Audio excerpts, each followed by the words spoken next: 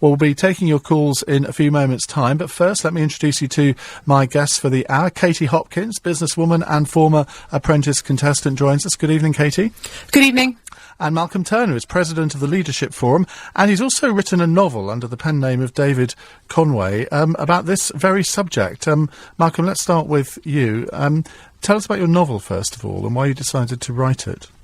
Yes, it's called Cruel Sister, and it's about a power struggle between two sisters who try and take control of a major global company. And I wrote it for a number of reasons, but one of the things that struck me recently was when Rupert Murdoch ran into difficulties and realised that he wasn't going to be able to pass control of his empire to his son James Murdoch. And I wondered why, as far as I know, he never tried to pass power to his daughter Elizabeth, despite the fact that she's a very successful entrepreneur in her own right. The theme of my novel is actually quite an old theme. It's the theme of King Lear, a very powerful man, dividing his empire between his daughters and getting it wrong. But it enabled me to deal with a theme which I think is very important, which is the whole concept of women in power.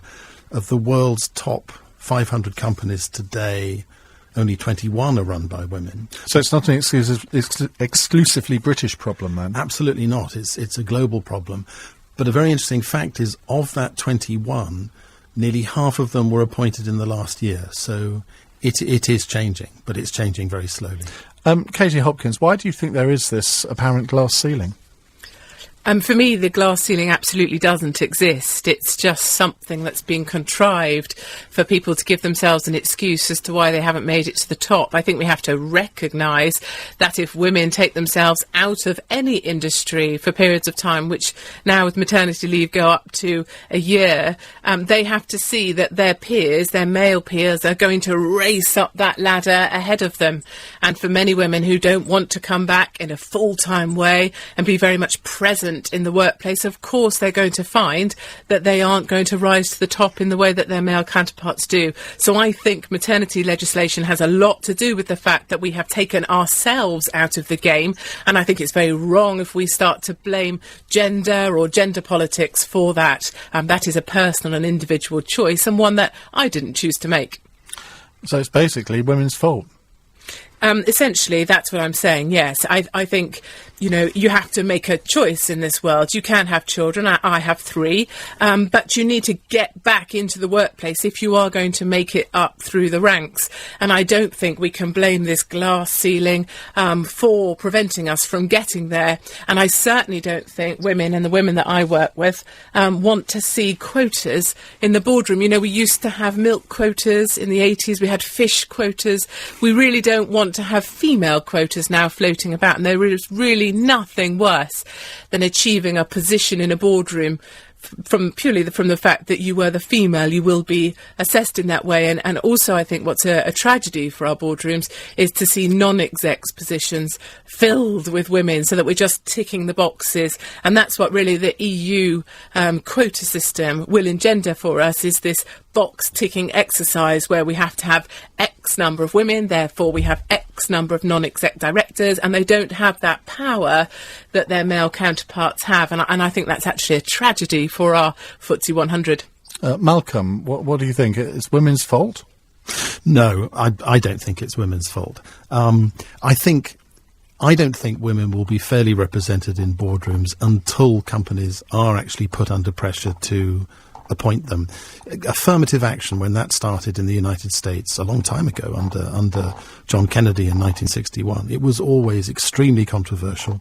It's still controversial, and yet most people would agree today that black people, Hispanic people, and people from other racial minorities are much better represented in business in America than they were, and they provide really good role models for people coming up. The reason that women are underrepresented in the boardroom is because these appointments are almost invariably made by men. And men in powerful positions like to appoint to those positions. I dealt with this in my book. They like to appoint people who they know and they feel comfortable with, and those people are invariably other men. I think Vince Cable is probably right, and the EU are right, we will have to put pressure on companies to change the boardroom, or we will stay with these ludicrously small numbers of women in powerful positions. Well, two very contrasting views there from Katie Hopkins and Malcolm Turner. 0845 6060 973. Do you think there is such a thing as a glass ceiling in our boardrooms? Should we have quotas to have a certain amount of women in our boardrooms? I'd love to know the reaction from people who work for some of these large companies in the City of London, particularly women. 0845 6060 973. Norman is in Rickmansworth. Hello, Norman. Hello. I employ 15 staff, of which 5 are women, 3 of which are currently off on maternity leave. They're all young girls, those 3, all of whom I would regard as career, positive people. The problem is none of them seem able to be sure they're coming back to work. One of them is my daughter, who I'd ideally love to run my business. But having children carries difficulties and responsibilities for careers. Katie? Yeah, if I may, I completely empathise. I just had employee on maternity leave, and I think what a lot of people probably don't recognise is the fact that people don't have to tell you when they're going. They don't have to tell you if they're going. They don't have to tell you when they're coming back. They don't have to tell you if they're coming back. They don't have to tell you what they think they might like to come back as. And meanwhile, you have to hold their position open for them. You have to recruit someone who's part-time to cover that position, who's temporary, who doesn't know whether they can keep their job or not. It's a very difficult things for companies to manage and deal with. We talk about maternity legislation being very positive for employees. I'm sure it is. But for employers, it's a very different story. And I think that's what men are cautious of when they look to employ, because, of course, at a boardroom setting, it's such a position of authority, of gravitas. You are responsible to your shareholders for delivering a profit, and that is what you are judged by. And I would say far better to be judged by the output you will deliver, the response that you can, the returns that you are responsible for, and to be able to look your shareholders in the eye and deliver profit to them, than to be accountable to some kind of gender politics, which I think is an absolute nonsense. Well, I don't particularly believe in gender politics either, but having said that, presumably if you're going to run a big company, you're not going to be doing it at the age of 25 or 30 when you're having children. You're going to be generally slightly older, so the maternity thing doesn't really come into it, surely. Well, of course it does, because you need to stay in the game. You need to work your way up the ranks. And then if you start coming back from maternity leave a year later and start asking for flexi time, part-time and all the rest of it, your male counterparts are going to be whizzing up that ladder whilst you're complaining about hitting a glass ceiling. The gentleman there talked about affirmative action. For me, that's just another name for special treatment. And really, as women, I really don't think in this century we want to be campaigning for special treatment. We are better than that. We just need to have equal treatment and equal opportunity. And I think that's why Thatcher, to be topical for a moment, hated the notion of feminism, because she saw it with this sort of left-wing ideology that was centred around government-imposed solutions to kind of gender inequalities, whereas in fact what she did for us was did the very best thing, which was a true female liberation, by demonstrating that you have the opportunity to make choices and use your abilities to the fullest, no matter what your gender. I get the feeling we're listening to Margaret Thatcher reincarnated, in a sense, Katie. I hope you take that as a compliment. It was meant as one. We will come back and get Malcolm Turner's reaction from that in just a couple of minutes' time. Lots of you calling in. Keep your calls coming. 0845 6060 973. It's 16 minutes past 7. And in the LBC 97.3 Travel Centre, it's Alan Cowie. Thank you, Ian. There's an accident on the A501 at the 20 past 7 here on LBC 97.3. I'm Iain Dale at Drive with you until 8. I'm joined for this hour by Katie Hopkins, businesswoman and former Apprentice contestant, and Malcolm Turner, who's president of the Leadership Forum. He's written a novel called Cruel Sister, under the pen name of David Conway. We're talking about why there are apparently so few women at the top of companies in business. Is it because big companies are intrinsically sexist? Are women just not forcing their way through the glass ceiling? Or is there some other reason that certainly I haven't come across? 0845 6060 973. Katie Hopkins was just talking there before the break, saying a few controversial things. I was going to invite you to reply. Katie, just quickly sum up in 30 seconds what you were saying just before the break. That I really believe that the glass ceiling doesn't exist, that I think maternity leave has a lot to do with the fact that women aren't in boardrooms, that I don't think the board should be accountable for recruiting females. I think it's about recruiting people that have the ability to deliver profit to shareholders. So Vince Cable has said today he thinks that quotas should be still be a real possibility if they don't meet a 25% target of women on top company boards. Malcolm Turner. Yes, if there's no glass ceiling, why is it that 96% of the CEOs of the world's major companies are men? I think there patently is a glass ceiling, and I think it's necessary we break that glass ceiling, not simply because of fairness, although it is unfair, but also because there's good evidence to suggest that companies are a lot more effective with women on the boards. Dow Jones did a survey recently where they showed that if there are 4 to 5 women in senior positions in a startup company, it will fail 39% of the time. The normal failure rate for a startup company is 75% of the time. That's a huge difference. Now, Katie, you're sighing. I am, because we could bat like a tennis Well, go on, then, match. feel free. Bat forward and backwards. Talking about startups there, that's a very different thing and a very different beast entirely than a FTSE 100 company. And secondly, the House of Lords just published its survey in November 2012 saying that we did not find proven the argument that there is a causal link between more gender diversity on boards and stronger financial performance. And indeed, in Norway, where they did introduce a quota system, 40% of the businesses there avoided the new quota law by converting into private limited companies. So you can see how effective they thought that quota system was going to be. So I suggest we stay away from the stats, because I'd say they're more on my side than yours. Malcolm? Yeah, the thing is, if Katie, there is no glass ceiling, and if women are actually being judged now purely on their ability, then how do you explain that such an incredibly small number of women actually get through to the board? And you made a very good point earlier about non-executive directors. They are getting appointments as non-executive directors, but of course, non-executives don't run companies. They either approve or disapprove what the executive directors and the management do. At the executive director level, they're extremely rare.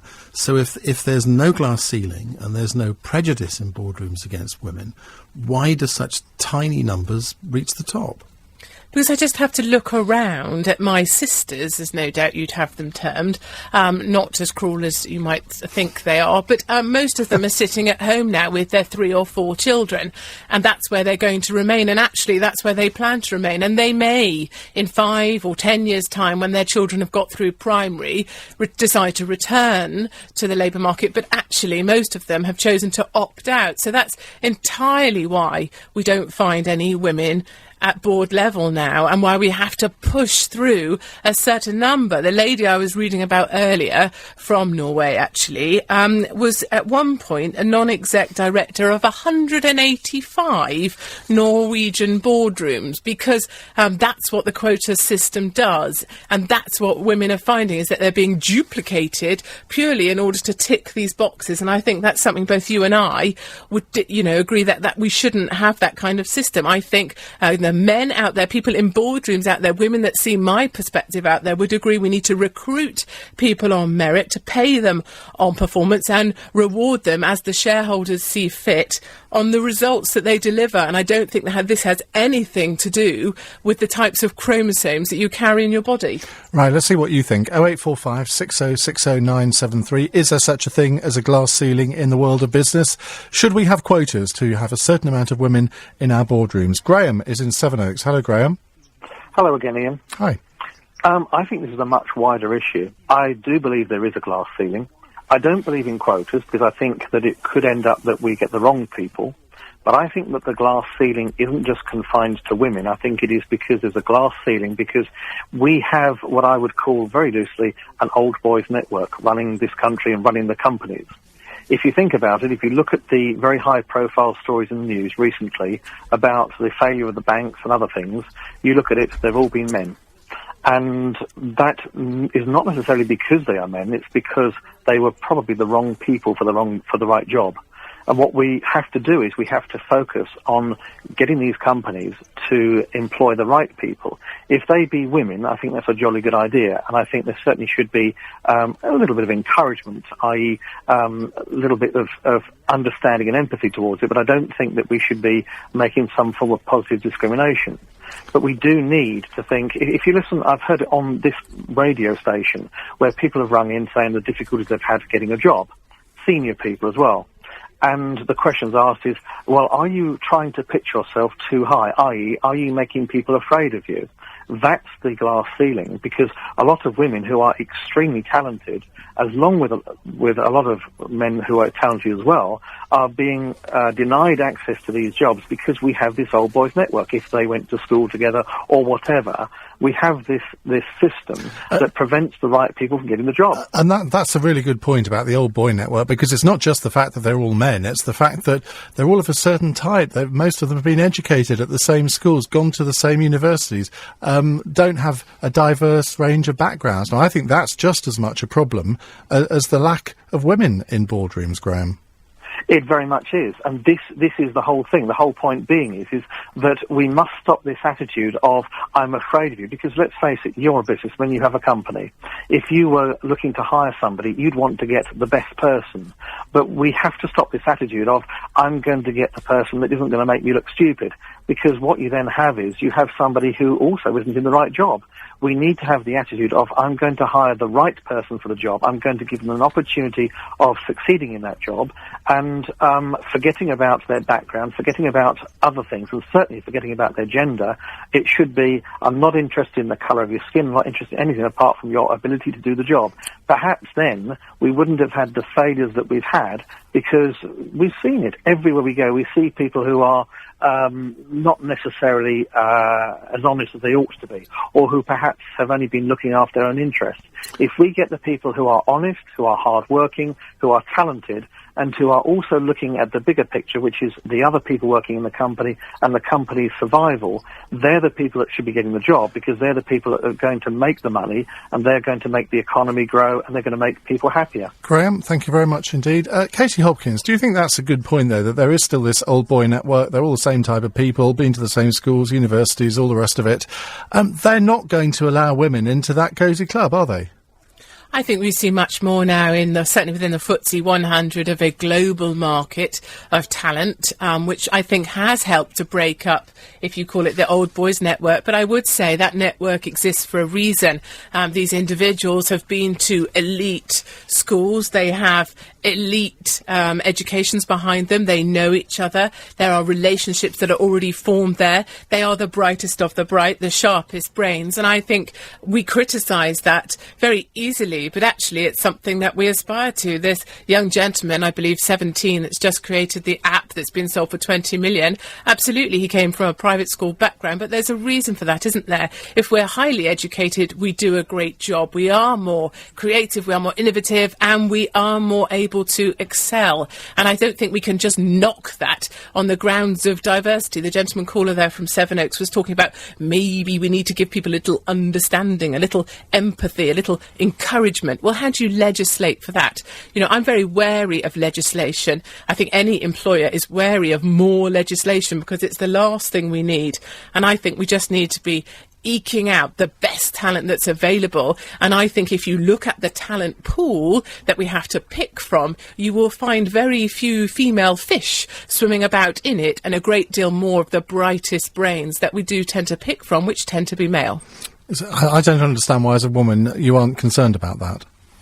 Because I feel, as a woman, and certainly from my own perspective, if you want to make it, you can. If you're willing to sacrifice certain things, you can make it to the top. If you're willing to only take 2 weeks maternity leave, as a number of us have, I think you can get yourself straight back in there and make your way. But if you want to stay at home and imagine that life is a compromise, I think you're very wrong. I think, as Sandberg said herself, you know, you have to lean in, and I subscribe to what she said. More from you, Katie, and Malcolm Turner in a few moments' time. 0845 6060 973. Keep your calls coming. Very interested to hear your reactions to what Katie's been saying. It's possibly not what you expected her to say. 0845 6060 973. You're listening to Iain Dale at Drive here on LBC 97.3. It's 7:30.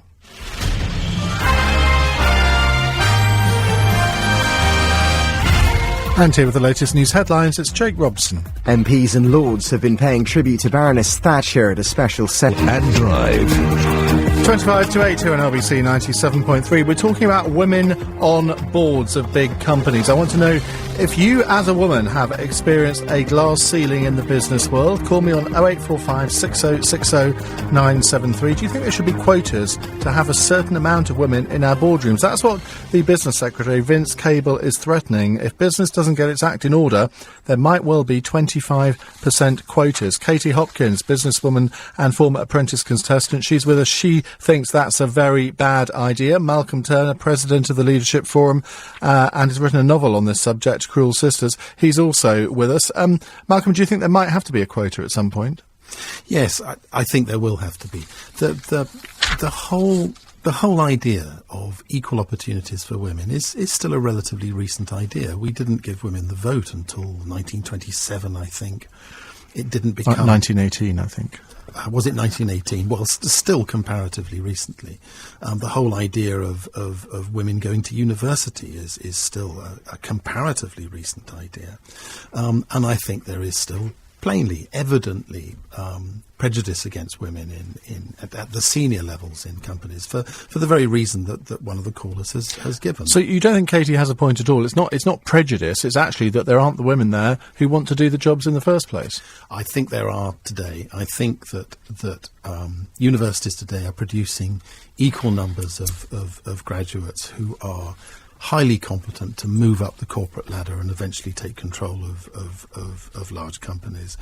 And in my view, the way to bring this forward is probably there has to be some kind of quota system. This was what happened in the United States to try and break down prejudice against black and Hispanic people and people from racial minorities, and pretty much it's worked. It's always been very controversial, but it has been effective.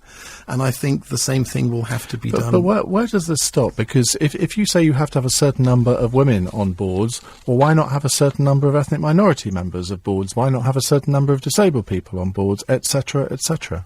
Yes, the danger with these things always is reductio ad absurdum. That you take it to the point where the entire board has to be made up of percentages of people who belong to small minorities. But I think that is a danger. But I think in the case of women at the senior level, there are such tiny numbers at the moment that you simply won't break that down quickly by any other method. And I think Vince Cable's frustration today is understandable, and he's probably right. Well, is Vince Cable right? Should there be 25% of board directors made up of the female of the species? 0845 6060 973. Let's go to Sean in Hampstead. Hello, Sean. Hello. Hi, what do you think?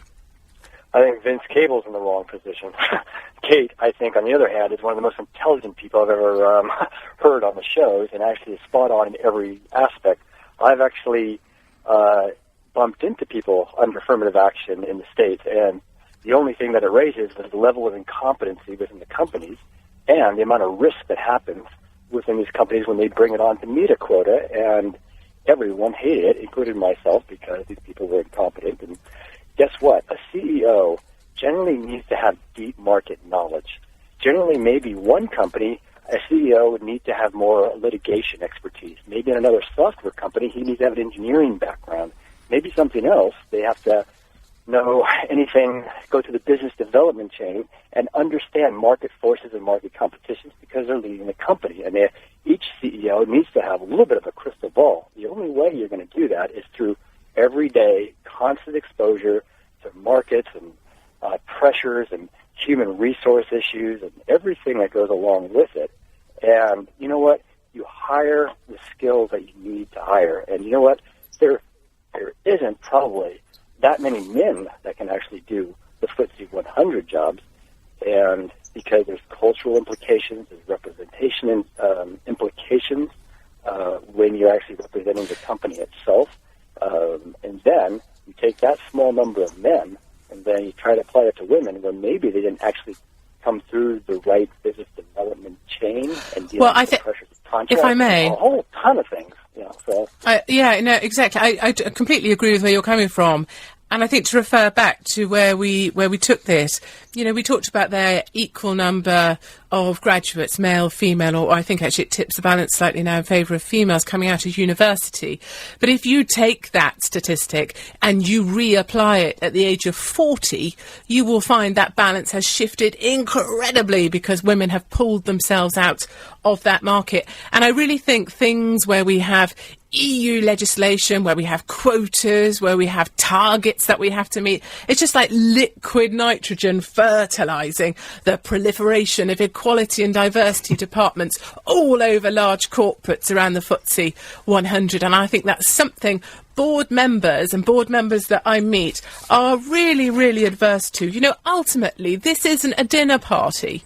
A boardroom is not a dinner party. It is not a social function. We are not looking for a balance, a mix of individuals to make it a pleasant environment, to make things get along better. We need to deliver results to shareholders. That's what matters. That's what we need to recruit on. And if there are fewer females to pick from, we will find fewer females at board level. It isn't that hard to understand. And Vince Cable really needs to stop being quite so liberal and to get a bit of a grip. Well, there we go. I hope he's listening. Sian, thank you for your call. 0845 6060 973. Do you think there is a glass ceiling for women in business? Naresh is in Orpington. Good evening.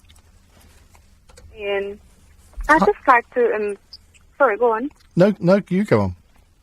No, to Katie. I don't know how old she is, but I just wanted her to speak to her grandmother and find out, was her grand able to buy properties in this country 50 years ago without having a man on with the paperwork? It's a thing that we've inherited from time. I do not know where it's coming from. But is it because their mother or grandmother was staying home having children while we weren't able to buy properties? Is it because we were staying home having children while we're not being appointed, in the churches as bishops? Is it because we're having children? And it's a worldwide problem.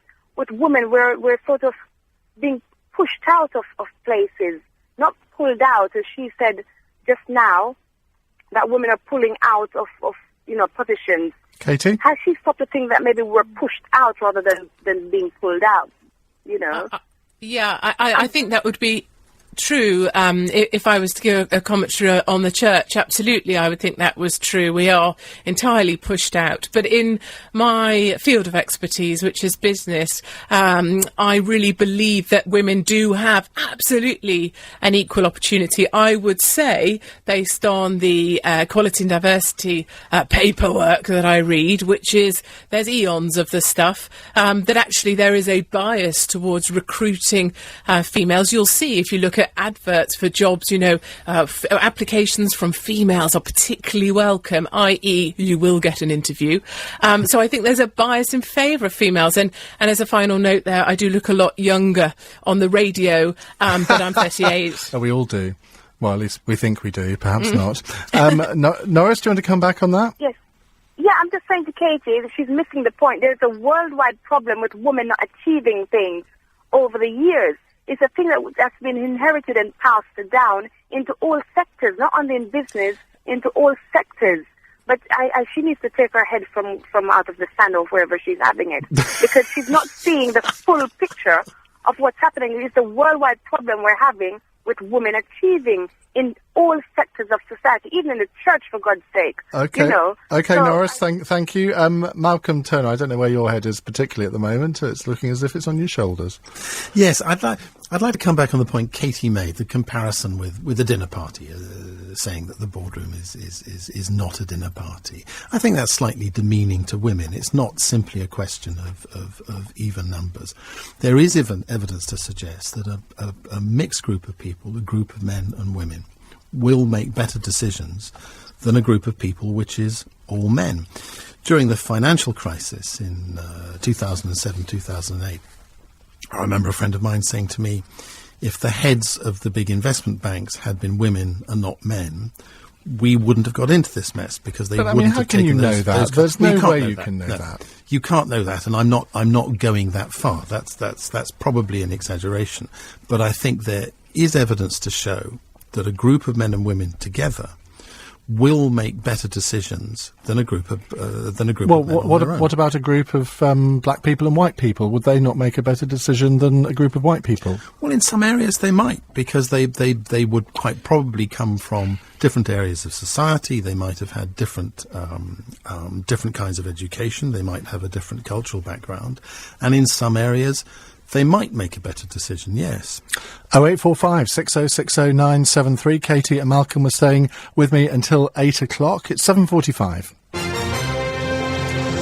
And in the LBC 97.3 Travel Centre, here's Adam Moore. Thanks very much, Ian. On the roads, first of all, the M25 still a bit...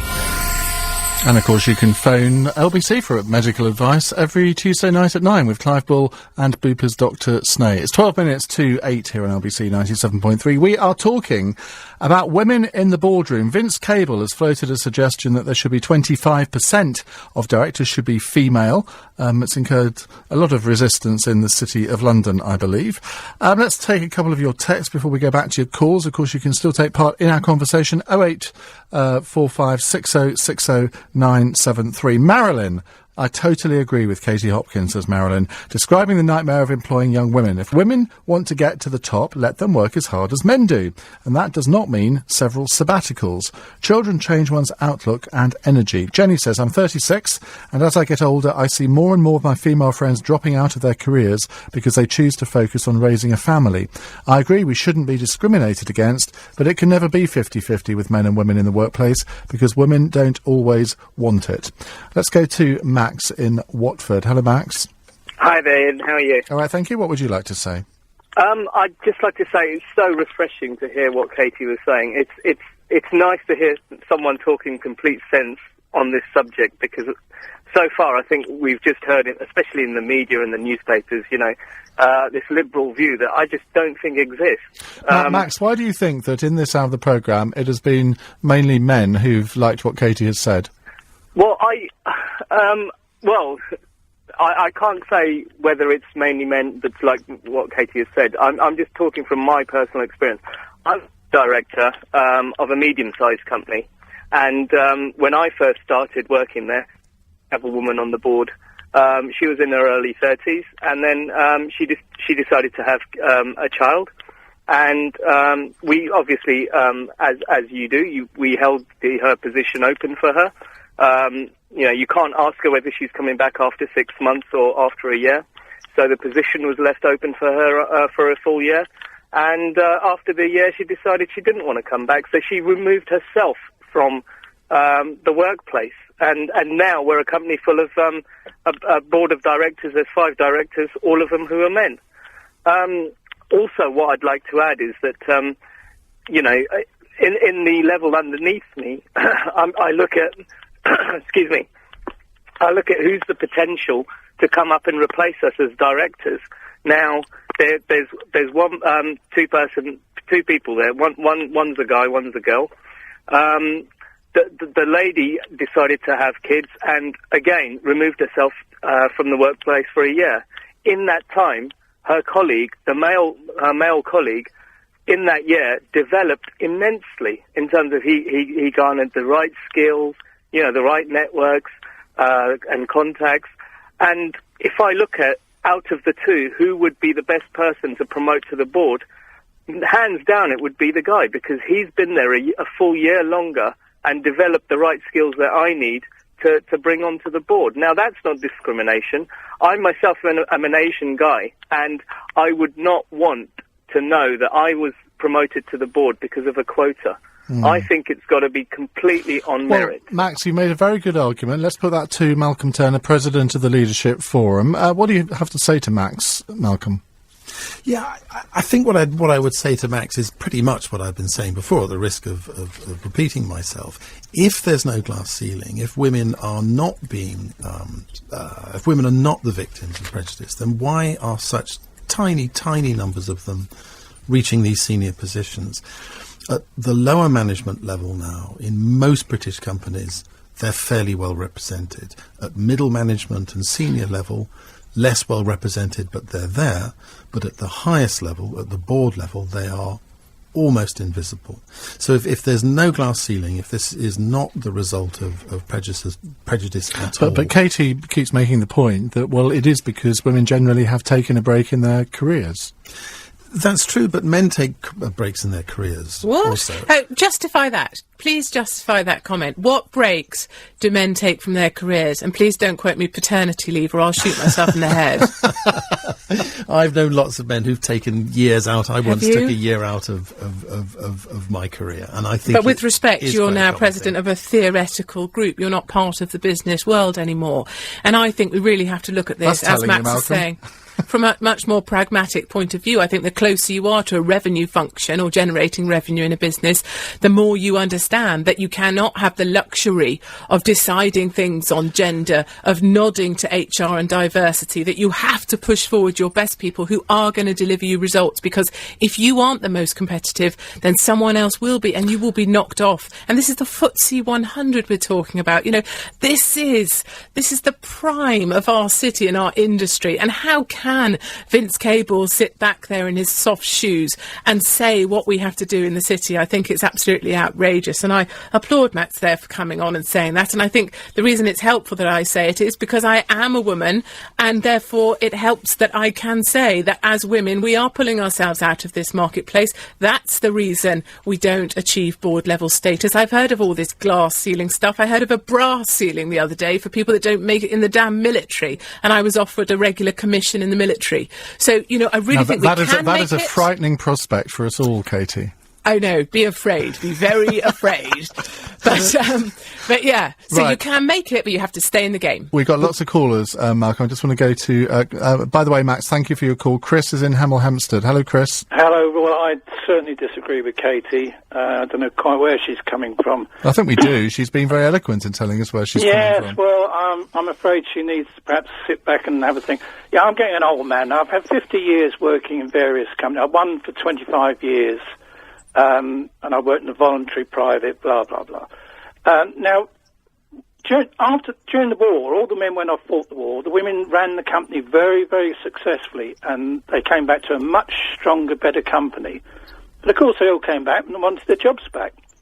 But we did have women on the board, and one in particular, my God, you know, she was the powerhouse of the company. And can Katie just leave aside all this childcare issue for 1 minute?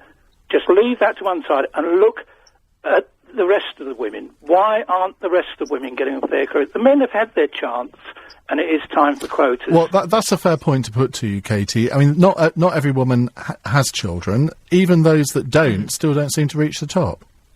And this is one area where I think the gentleman caller and I may agree, in that I do feel if we are going to achieve something closer to the quota system or something closer to the figures that people are looking for in terms of diversity at board level, there is an argument that says we do need to look a little wider at the people we recruit from. So, for example, if someone's been in a global role for 5 years or so, or if they've been deputy running an operation abroad, or they've had a global remit, then maybe they are the sort of people that learn by observation, not just by doing, and they are able and available to be there to be recruited to board level. And I think certainly, as you spoke to earlier, Scardino, she wouldn't have stood a chance really at her FTSE job, but because she was a lawyer by background, because she ran The Economist magazine, because of those things, she didn't sound like a FTSE 100 person, but actually she's been absolutely formidable in her role. So I think that's the one area I would look to agree with you on, is that we do need to widen that recruitment pool that we're looking at and say, look, you don't have to have FTSE experience as long as you've had a global role and you've been in it operationally for 5-10 years. Let's take an email. I love emails that end with, I bet you'll be too scared to read this out, because I regard that as a challenge. This is from Perry, who says, Iain, could you correct your male guest? His name is Malcolm. He calls you a dinosaur, Malcolm. Not all black people come from the wrong side of the tracks. I'm not sure. Did you say that? I'm sure you didn't say it. I think I would have picked you up if you had said that. Anyway, he says, I'm public school educated, not a minor one at that. Most of my family are high achievers. My parents were professionals in investment banking and the civil service. They were not a bus driver and a nurse. My children are all being public school educated. In fact, one of them is being educated at the same school as the offspring of Boris Johnson. Well, there you go. Sharon is in Walthamstow. Hello, Sharon. Hi, Ian. I just called in because I basically, although I can agree with some of the things that Katie said, I have to say that most of it I don't. And the reason I don't is because there's one thing that she's forgetting or hasn't mentioned at all in all the time I've been listening, and that's biology. And the fact, this is what I've just said to your researcher, and I say it to all of you, is if you can show me a board where all of the men on it have actually given up the right to have children, none of them have got children on that board, and they're all sitting there and have got where they got, and at some point they've probably made the decision we're not going to have children, then I'll accept that. But the fact is that this is the world. This is the fact is that women are the ones who can have children. So we are. So not only we are obviously penalised naturally by mother nature, but it just carries through. If you Sharon, if you want equality, Sharon, we've only got 45 seconds left. I just want to get a quick response from our two guests. Malcolm, 20 seconds. Yes, I was born in the 1950s, and one of the biggest changes I've seen in this country during my lifetime has been the change in attitudes towards women. And those changes are still in progress. They still have a long, long way to go. The boardroom, the senior levels of management have not yet been broken. Katie, 20 seconds from you. I really believe that if you want to work hard, you need to work like a husband. And when people ask me what I do and how I do it, I say I work like a husband. And I think that helps to satisfy your point there. Thank you very much to you both, Katie Hopkins and Malcolm Turner. It's been a very interesting hour, I think. Lots of things to think about.